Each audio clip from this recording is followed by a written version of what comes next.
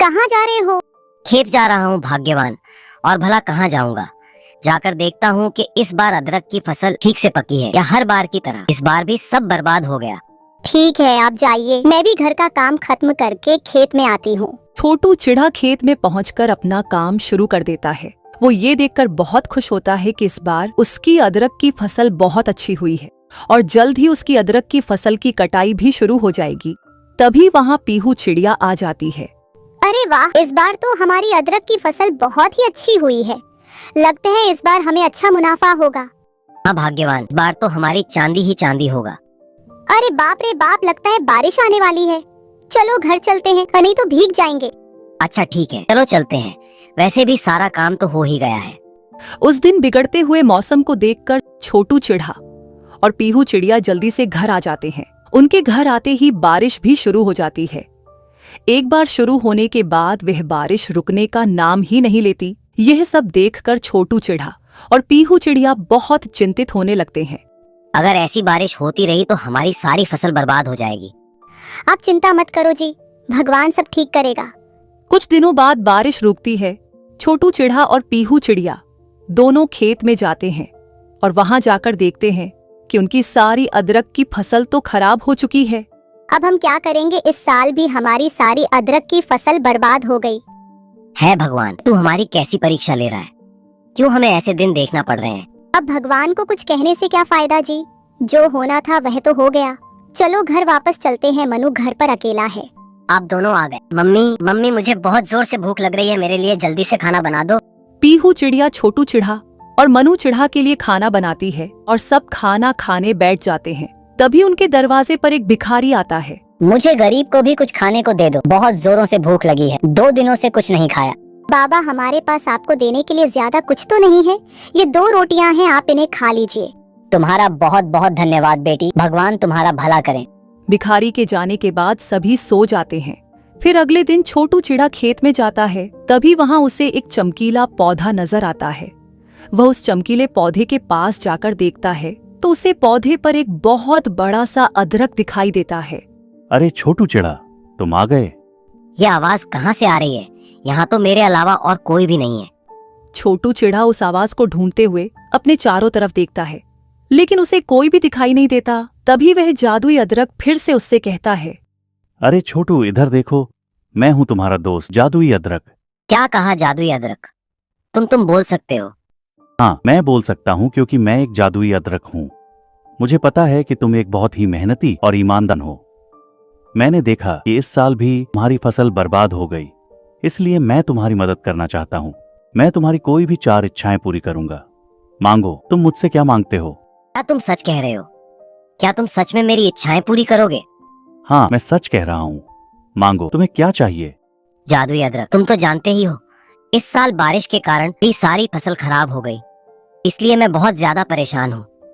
क्या तुम फिर से मेरे खेत की फसल को हरी भरी कर सकते हो? बिल्कुल छोटू, बस तुम देखते जाओ। जादुई अदरक छोटू चिढ़ा के खेत को फिर से हरा भरा कर देती है और उसकी सारी फसल ठीक हो जाती है। अपने अदरक के खेत को फिर से हरा भरा देखकर छोटू चिढ़ा बहुत खुश हो जाता है। वो जादुई अदरक को धन्यवाद करके अपने घर वापस लौटता है। अरे पीहू, तुम कहाँ हो? जल्दी इधर आओ। क्या हुआ जी, आप इतने खुश क्यों हो? छोटू चिढ़ा पीहू चिड़िया को सारी बात बताता है और इस बात उन्हें अदरक बेचकर काफी अच्छा मुनाफा भी होता है। सुनते हो, मैं कहती हूँ कि अभी भी हमारी 3 इच्छाएं पूरी होनी बाकी है, तो क्यों ना हम जादुई अदरक से बहुत सारे गहने और एक बड़ा सा घर मांग ले। ये तुम क्या कह रही हो? हमें ज्यादा लालच नहीं करना चाहिए। हमारे पास जो है हमें उसी में खुश रहना चाहिए। देखो ना, उस जादुई अदरक की वजह से हमारा खेत फिर से कितना हरा भरा हो गया। अरे इसमें लालच कैसा, अभी भी हमारी 3 इच्छाएं बाकी है, तो हमें जादुई अदरक से कुछ अच्छा सा मांगना चाहिए ना। नहीं, हमारा खेत तो फिर से हरा भरा हो चुका है। हम फिर से मेहनत करेंगे और ईमानदारी से अदरक की फसल उगाएंगे। कैसे पक्षी हो तुम, अमीर बनने का इतना अच्छा मौका है तुम्हारे पास, फिर भी अदरक बेचने के बारे में ही सोच रहे हो। मैंने तुमसे कहा ना, तुम अभी के अभी जाओ और उस जादुई अदरक से बहुत सारे सुंदर गहने और एक बड़ा सा घर मांग कर लाओ। छोटू चिढ़ा वहाँ से बहुत ही दुखी मन से उड़ जाता है और जादुई अदरक के पास जाकर कहता है, जादुई अदरक, क्या तुम मेरी बाकी की 3 इच्छाएं पूरी करोगे? हाँ हाँ छोटू, कहो तुम्हें क्या चाहिए, लेकिन याद रहे मैं केवल तुम्हारी 3 इच्छाएं और पूरी कर सकता हूँ। इस तरह छोटू चिढ़ा जादुई अदरक से बहुत सारे सुंदर गहने और एक बड़ा सा घर मांग लेता है। और जब वो घर वापस जाता है तो देखता है कि उसके पुराने घर की जगह बहुत ही बड़ा और सुंदर घर है और उसकी बीवी बहुत सारे गहने लेकर बैठी होती है। अजी देखो, ये गहने कितने सुंदर हैं और हमारा घर तो देखो कितना बड़ा है। अब तो तुम खुश हो ना? हाँ हाँ, अब मैं बहुत खुश हूँ। अब उनके पास बहुत सारे पैसे आ जाते हैं, जिसकी वजह से पीहू चिड़िया के अंदर बहुत ज्यादा घमंड भी आ जाता है। वो छोटू चिड़ा को भी ठीक से काम नहीं करने देती और दिन भर बस दूसरे लोगों को नीचा दिखाने में लगी रहती है। तभी एक दिन उनके दरवाजे पर एक भिखारी आता है। अरे माई, मुझे कुछ खाने को दे दो, बहुत जोरों से भूख लग रही है बेटा। ठीक है, तुम यही रुको, मैं अभी तुम्हारे लिए कुछ खाने के लिए लेकर आती हूँ। पीहू चिड़िया रसोई घर से भिखारी के लिए रात के बचे हुए चावल ले आती है। ये लो, ये खा लो। इन चावलों में से तो बदबू आ रही है, लगता है ये खराब हो गए हैं। तो क्या हुआ, वैसे भी तो कहीं कहीं से बचा कुचा उठा उठा कर खाते हो। मैं क्या अब तुम्हारे लिए 56 पकवान बनाकर लाऊंगी? जो दिया है वो खाना है तो खाओ, वरना जाओ यहाँ से। बेटा, मेरी मजबूरी है जो मैं ऐसे भीख मांग रहा हूँ। अगर मेरा शरीर ठीक होता तो मैं खुद ही काम करके कमा के खा लेता, मुझे मांगने की जरूरत ना पड़ती। ये तो समय समय की बात है, जरूरी नहीं कि आज जिसका समय अच्छा हो कल को उसका समय कभी खराब नहीं आएगा। तुम्हारे अंदर बहुत ज्यादा ही अहंकार आ गया है। अपने पैसों पर इतना ज्यादा घमंड करना अच्छी बात नहीं होती। आज तुम जैसे कर्म कर रही हो, तुम्हें कल को अपने कर्मों के हिसाब से उसकी कीमत चुकानी होगी, यह बात याद रखना। इस तरह वो भिखारी पीहू चिड़िया को ये बातें कहकर वहां से चला जाता है। लेकिन पीहू चिड़िया पर उन बातों का कोई असर नहीं पड़ता। उसको तो उस समय सिर्फ पैसों का घमंड था। अपने पैसों के आगे उसे कुछ सही गलत नजर ही नहीं आ रहा था। तभी वहां उनका पड़ोसी हरिया तोता आता है। छोटू छोटू, तुम कहाँ हो? मुझे तुम्हारी मदद की जरूरत है। हाँ बोलो हरिया, तोता क्या काम है तुम्हें? छोटू, मेरे खेत की सारी फसल खराब हो गई, मुझे कुछ पैसों की जरूरत है, क्या तुम मेरी मदद कर सकते हो? हाँ हरिया तोता, जरूर, कहो तुम्हें कितने रुपए की जरूरत है? अरे ये तुम क्या कर रहे हो, हमारे पास कोई पैसे वैसे नहीं है, ठीक है ना? इनको कुछ काम तो करना होता नहीं और दूसरों के पास आ जाते हैं पैसे मांगने।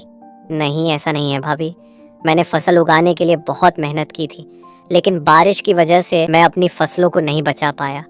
मुझे रुपये की बहुत ज्यादा जरूरत है, इसीलिए मैं तुमसे मदद मांगने आया हूँ। चिंता मत करो, मैं तुम्हारे लिए पैसे लेकर आता हूँ। कहा ना, नहीं है हमारे पास कोई रुपए, आप जाओ यहाँ से, हम आपकी कोई मदद नहीं कर सकते। पीहू चिड़िया हरिया तोता के साथ बहुत ही बुरा बर्ताव करती है।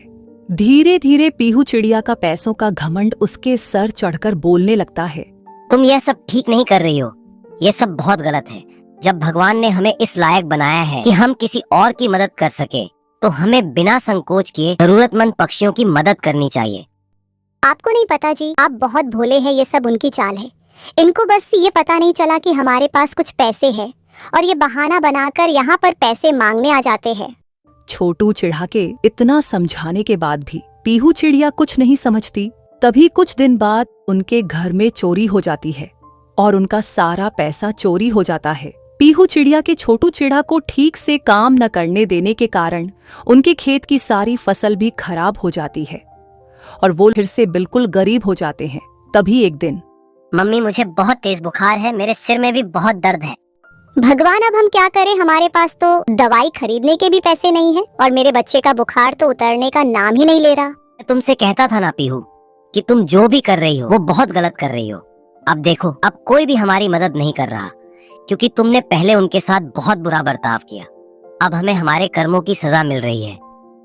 मुझे माफ कर दीजिए, मुझे मेरी गलती का एहसास हो चुका है। मैंने जो भी किया बहुत गलत किया, मैंने सबके साथ बहुत बुरा बर्ताव किया, मुझे ऐसा नहीं करना चाहिए था। इस तरह पीहू चिड़िया को अपनी गलती का एहसास होता है और वो रोकर अपनी गलती की माफी मांगने लगती है। तभी उन्हें उस जादुई अदरक का ख्याल आता है। वो दोनों साथ में अपने खेत में उस जादुई अदरक के पास जाते हैं। हमारी मदद करो, अब तुम ही हमारी मदद कर सकते हो, हमें माफ कर दो, हमसे बहुत बड़ी गलती हो गई, मुझे ऐसा नहीं करना चाहिए था, मैं आगे से फिर कभी भी ऐसा नहीं करूंगी। हमें माफ कर दो, तुम प्लीज हमारी मदद करो, हमारे बेटे की तबीयत बहुत ज्यादा खराब है। मैंने तुम्हें इच्छाएं मांगने से पहले कहा था न कि तुम बहुत ही मेहनती व ईमानदार पक्षी हो, और मैं एक ईमानदार की ही मदद करता हूँ। लेकिन तुमने दूसरों के साथ कितना गलत व्यवहार किया। तुमने ना ही दूसरों की मदद की और ना ही किसी के साथ अच्छा बर्ताव किया। इसी वजह से मेरा जादू तुम्हारे साथ नहीं रहा, जिस कारण तुमसे सब छिन गया। इस तरह पीहू चिड़िया को अपनी गलती का एहसास हो जाता है और वह जादुई अदरक से अपनी गलती की माफी मांगती है। उसके बाद जादुई अदरक उन्हें माफ कर देता है और उनके बेटे मनु चिड़ा की तबीयत को भी बिल्कुल ठीक कर देता है। साथ ही उनका खेत फिर से हरा भरा हो जाता है, जिसके बाद वह दोनों फिर से मेहनत और ईमानदारी से अपना जीवन व्यतीत करने लगते हैं।